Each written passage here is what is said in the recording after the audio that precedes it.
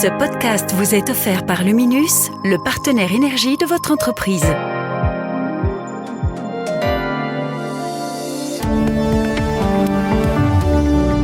Merci de vous informer avec Trends Canal Z. Tout de suite, retrouvez Z sur 7, votre podcast quotidien. Nous sommes le 6 juin. Votre podcast aujourd'hui est écrit par Rémi Bernard et animé par Anne Marchand. Bonjour et bienvenue dans votre revue de l'actualité économique. Aujourd'hui dans Z sur 7, les ministres de la Défense de l'OTAN sont réunis à Bruxelles avec un objectif clair. We need to spend much more if we want to fulfill all these targets. Chez Nintendo, la Switch a maintenant une petite sœur. Ici, Nintendo, ils ont une base familiale potentielle beaucoup plus importante. Dans la suite, vous retrouverez le dossier du magazine Trends Tendance et l'experte boursière pour décrypter la baisse des taux de la BCE. Bonne écoute.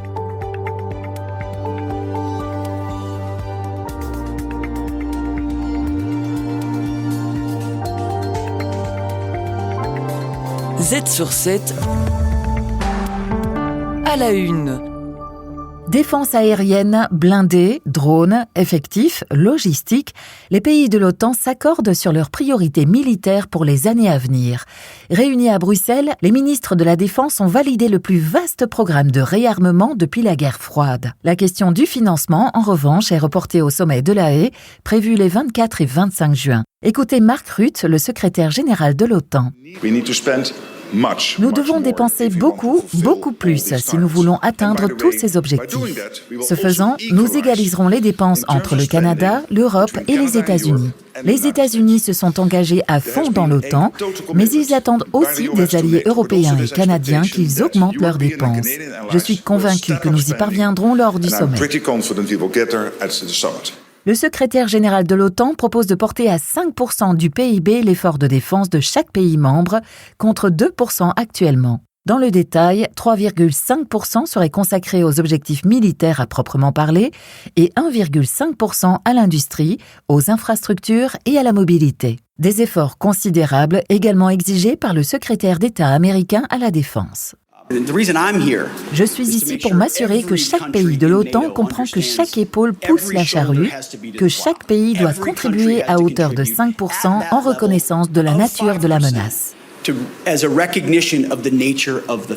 Des pays européens très endettés, comme l'Italie, l'Espagne ou la Belgique, se montrent plus réservés face à cette hausse des investissements. Les États membres disposent encore de quelques jours, jusqu'au sommet de La Haye, pour clarifier quels types de dépenses seront pris en compte dans les calculs de l'OTAN.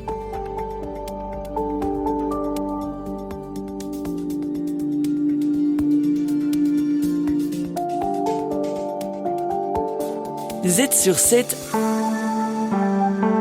à la une. Sujet plus léger pour continuer, si vous êtes adepte des jeux vidéo mobiles, vous n'avez pas pu manquer l'événement. La Switch 2 est enfin disponible. Cette console a la lourde tâche de succéder à la Switch 1, troisième console la plus vendue au monde, avec plus de 153 millions d'exemplaires écoulés. Avec un écran plus grand et un mode multijoueur, ces nouveautés restent finalement limitées. Son prix, lui, est en nette hausse, 470 €, soit 150 € de plus que la version précédente. De quoi susciter quelques doutes sur le succès du lancement. Mais pour Benjamin Waters, vendeur, ces doutes se sont vite envolés.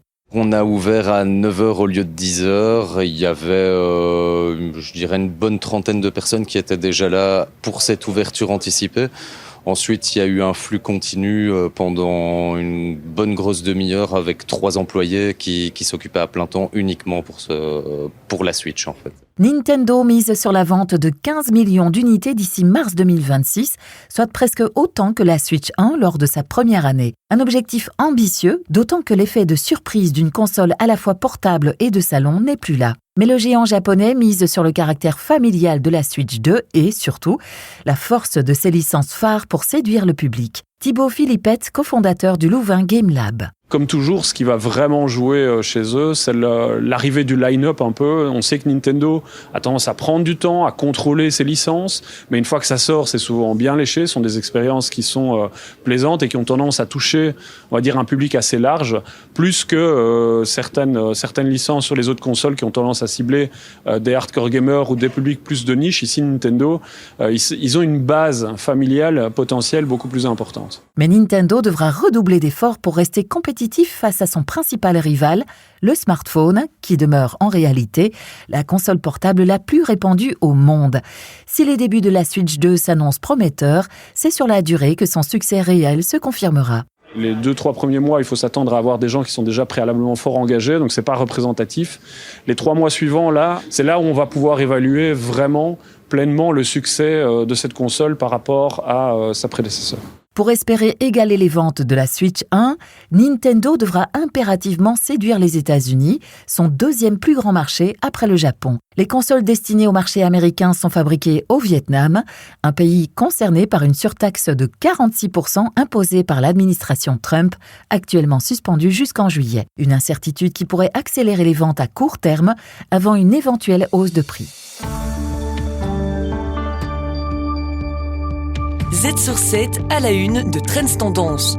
Le magazine Trends Tendance mène l'enquête, en journaliste en dévoile les coulisses. Une nouvelle réforme du marché du travail est en préparation au sein du gouvernement de Wever, avec pour objectif d'accroître la flexibilité. Olivier Mouton s'entretient à ce propos avec Baptiste Lambert, journaliste chez Trends Tendance et auteur d'une enquête sur le sujet. Un grand chantier se prépare. De quoi s'agit-il ? Eh bien, il s'agit d'une modernisation du droit du travail, comme l'appelle l'Arizona, et qui va bousculer certaines règles au niveau des entreprises, aussi bien des travailleurs que des employeurs. Alors, c'est une réforme qui fait moins de bruit que la réforme du chômage, mais qui va quand même beaucoup impacter. Oui, donc c'est vrai qu'on avait beaucoup parlé à la limitation dans le temps des allocations de chômage. Ça, c'est vrai que c'est une mesure phare et emblématique de l'Arizona. Ici, on est dans autre chose. Oui, c'est ça. Et en même temps, elle est complémentaire et elles vont passer normalement en même temps. Donc là, ce que nous a dit le cabinet du ministre, c'est que les textes David Carinval, donc voilà, ministre libéral de l'emploi. Que les textes sont en préparation et vont être annoncés incessamment sous peu dans les prochains jours. Et le but est d'aboutir, comme pour la limitation des allocations de chômage dans le temps, le but est d'aboutir pour le 1er janvier 2026. Alors, de quoi s'agit-il ? Oui, c'est ça, les grands accents, c'est quoi ? Oui, alors on a, si vous voulez, plusieurs points, donc, dont le plafonnement du préavis de licenciement, donc ça touche quand même très concrètement les gens. Avant, sans entrer trop dans les détails, mais il y avait 2 systèmes qui combinaient. Maintenant, on va limiter à 52 semaines, en tout cas c'est ce que dit l'accord de gouvernement, on verra au niveau des textes, de limiter ce préavis à 52 semaines. Alors voilà, il y a certains syndicats qui ont déjà crié des cris d'orfraie, mais en fait, ça serait uniquement pour les nouveaux contrats. Et donc, d'après les calculs, ça serait en place, si vous voulez, dans seulement 17 ans. Donc c'est une réforme à long terme, déjà de 1. Et puis on peut se demander si elle n'est pas plutôt symbolique. Pourquoi ? Parce que, si vous voulez, le marché du travail actuel n'est plus celui du passé. Combien de travailleurs dans les générations actuelles vont encore rester plus de 15 ans, enfin 17 ans au sein de la même entreprise. Et ça, c'est le cas si, effectivement, la carrière est longue, en réalité. Voilà, exactement. Et on sait qu'il y a beaucoup plus de mobilité maintenant que ce n'était le cas avant, avec des gens qui pouvaient faire des carrières de 20, 30 ans, 40 ans au sein de la même entreprise. On sait que voilà, ce n'est plus la réalité du marché du travail actuellement. Mais voilà, ce qu'on nous dit, on a interviewé 3 spécialistes RH, c'est que ça envoie quand même un signal et que ça permet aux entreprises d'évaluer, voilà, j'engage quelqu'un, je sais combien ça va me coûter maximum. Et en même temps, l'autre objectif de cette modernisation du marché du travail, en tout cas tel qu'on le décrit beaucoup, c'est de le rendre plus flexible. Est-ce qu'il y a des mesures qui vont dans ce sens-là ? Oui, tout à fait. Alors, il y a 2 aspects. Ce sont les horaires en accordéon. Alors, c'est quoi ? C'est une annualisation du temps de travail, ce qui permet en fait de travailler plus pendant une semaine, par exemple, et de travailler moins pendant l'autre, selon les périodes d'activité des entreprises. On sait qu'il y en a qui, parfois, dans certaines périodes, certaines saisons, doivent beaucoup plus travailler, doivent demander à leurs travailleurs de travailler plus. Et donc, ça permet, oui, une flexibilité pour les entreprises. Et dans le même ordre d'idée, les heures supplémentaires vont aussi être facilitées.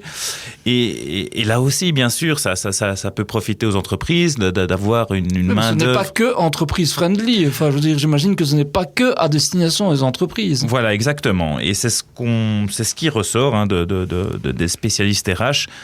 c'est que les gens vont pouvoir aussi adapter leurs horaires, adapter leurs revenus. S'ils ont envie de gagner plus, ils le pourront plus facilement. Et donc, quelque part, c'est une flexibilité qui va dans les deux sens. Alors, bien sûr, tout ça est à valider dans ce qui sera la loi, à mettre des garde-fous.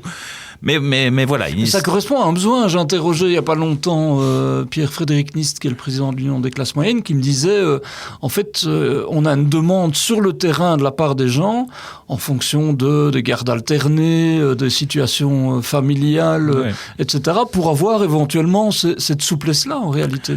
Oui, c'est ça. Mais parmi les premiers éléments qui ont déjà fuité dans la presse, voilà, on a eu beaucoup de réactions épidermiques en disant on attaque notamment syndicales ou voilà, on attaque les droits des travailleurs, des droits acquis pendant des dizaines d'années.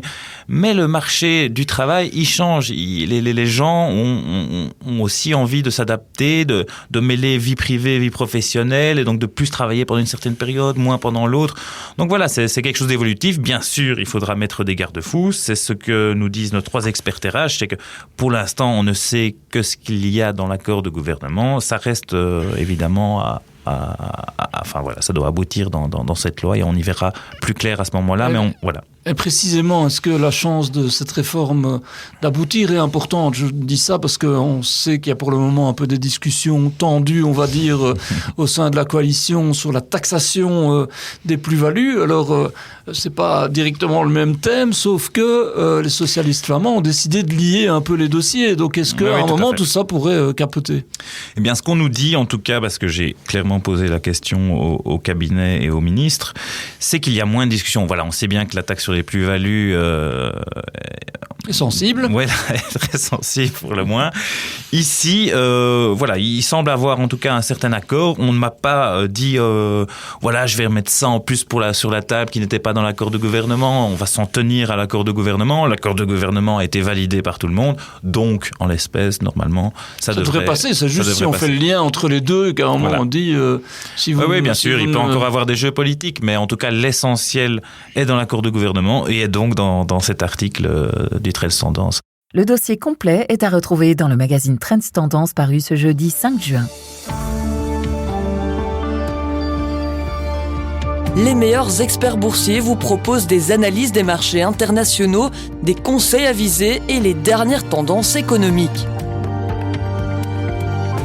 Z sur 7, expert boursier. Julie Ethers de BNP Paribas Fortis est notre experte boursière du jour.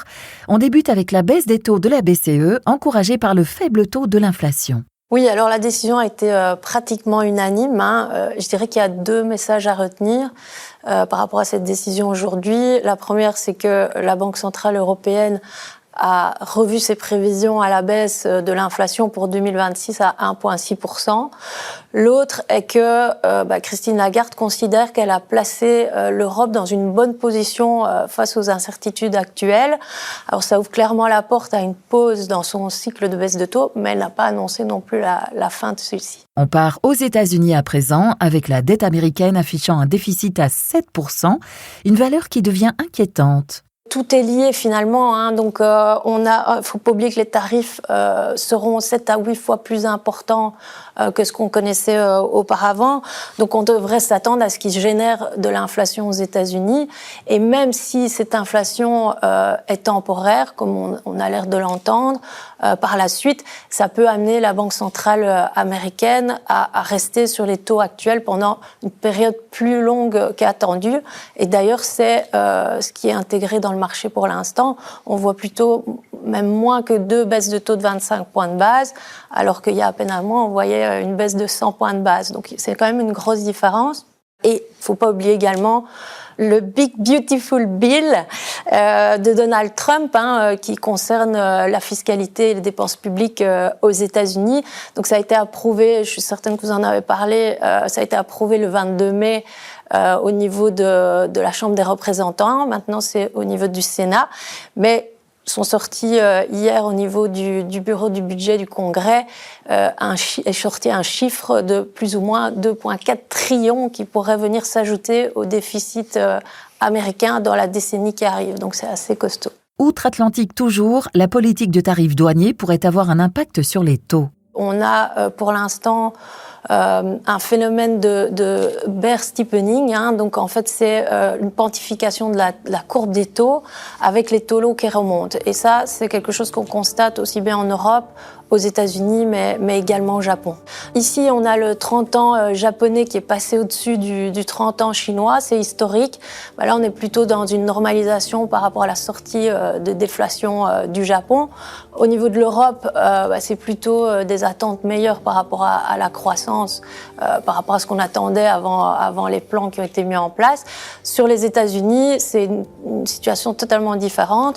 On a lieu à une prime de risque qui augmente les taux parce qu'en fait, les investisseurs attendent plus de rémunération pour aller vers la dette américaine et clairement 30 ans. Donc, pour répondre à votre question, oui, le niveau du 30 ans américain aujourd'hui reflète les inquiétudes par rapport au déficit et à la dette américaine. Il faut savoir que cette année-ci, les États-Unis doivent renégocier 9 000 milliards de dollars de dette, c'est un tiers de l'existante, et donc on peut comprendre qu'une petite hausse de taux, c'est assez sensible. C'est tout pour aujourd'hui. Vous pouvez regarder les Z-News de ce soir. Et Anne, à quoi peut-on s'attendre dans le podcast de demain ? Ce samedi, vous retrouverez Béatrice Marlier et Hamid Faljaoui pour débuter votre week-end avec Z sur 7. Merci d'avoir été à l'écoute aujourd'hui. À bientôt dans un autre épisode.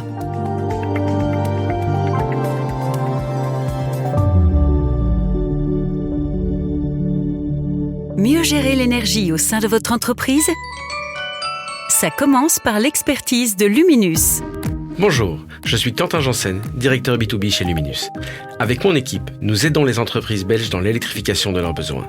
Aujourd'hui, je vais vous expliquer comment votre installation solaire peut intelligemment contribuer à l'équilibrage du marché de l'énergie. Quand on parle d'énergie solaire, on pense souvent à la rentabilité. Mais saviez-vous que vos panneaux solaires peuvent également aider à stabiliser le réseau électrique ? Et que vous êtes rémunéré pour cela ?